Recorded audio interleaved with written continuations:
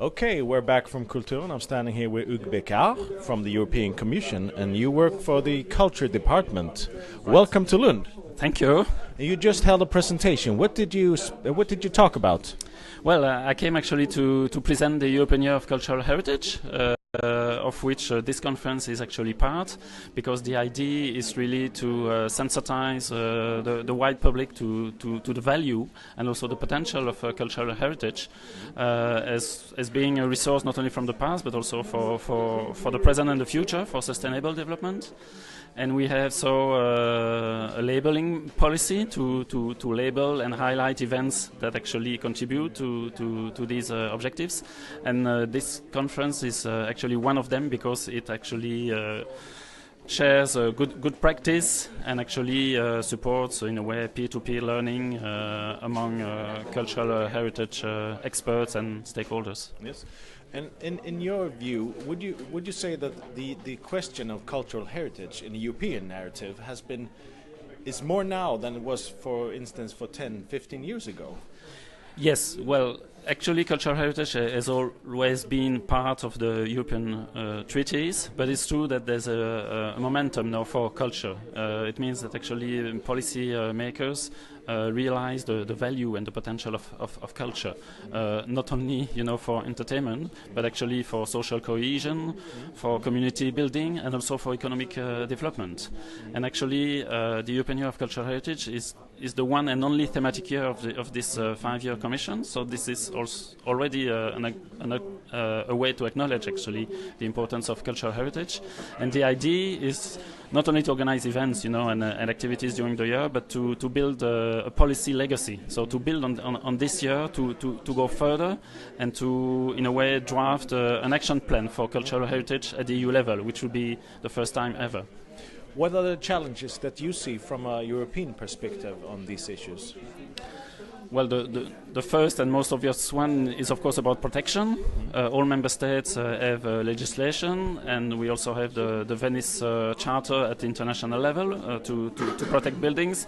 But we feel there's a need maybe to update it, and that's why we actually are working on it so that it's more adapted actually to today's uses and needs. And that's why reuse, for instance, is so important for cultural heritage, because obviously not all buildings, first of all, not all buildings are heritage buildings, and not all heritage buildings can be saved. If you take churches, since this is the topic of this conference, we know that the membership is decreasing, so churches are bound to be disused. So we need to find other ways to actually use them, reuse them, whether it's mixed use, extended use, multi-use, whatever. So this is an opportunity not only to save the heritage, so that's protection, but also to turn it into a way to regenerate actually not only the building itself, but also the village, or the urban district, which may be also in decay. If you take, for instance, industrial buildings in former industrial districts which have been abandoned,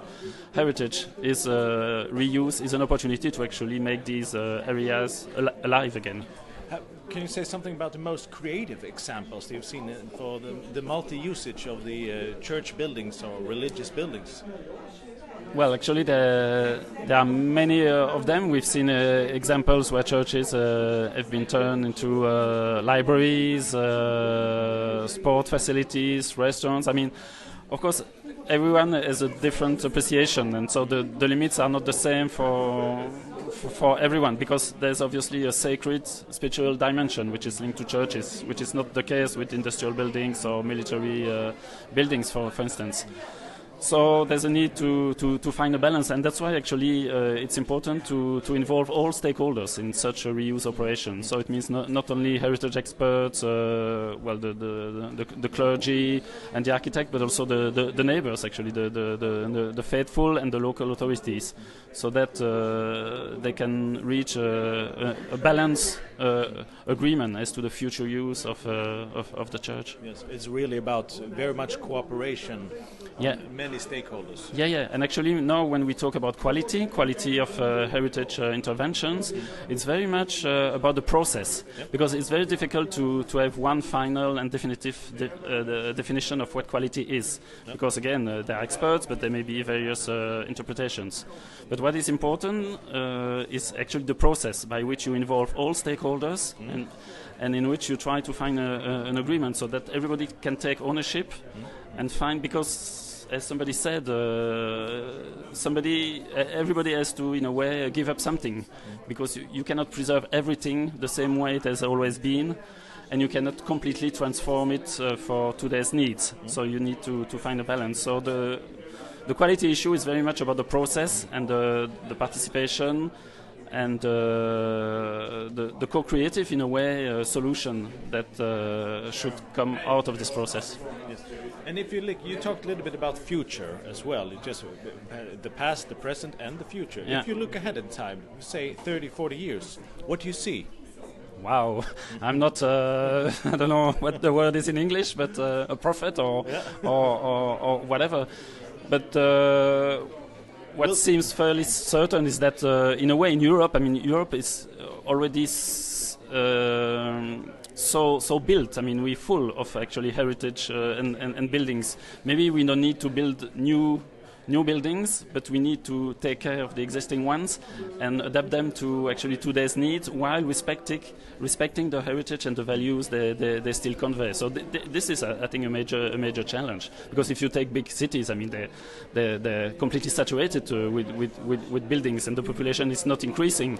So it means we need to anticipate and in a way plan the transformation, the protection and transformation of all these buildings. And this can be applied to any kind of building in the urban areas. So, that would be seen in such as factories being transformed into venues for concerts or housing, and maybe football arenas to churches. That could be happening. Yeah, certainly. Yeah, in all directions and for all types of heritage. Indeed, not only religious heritage. Yes, adaptation of buildings. Yeah.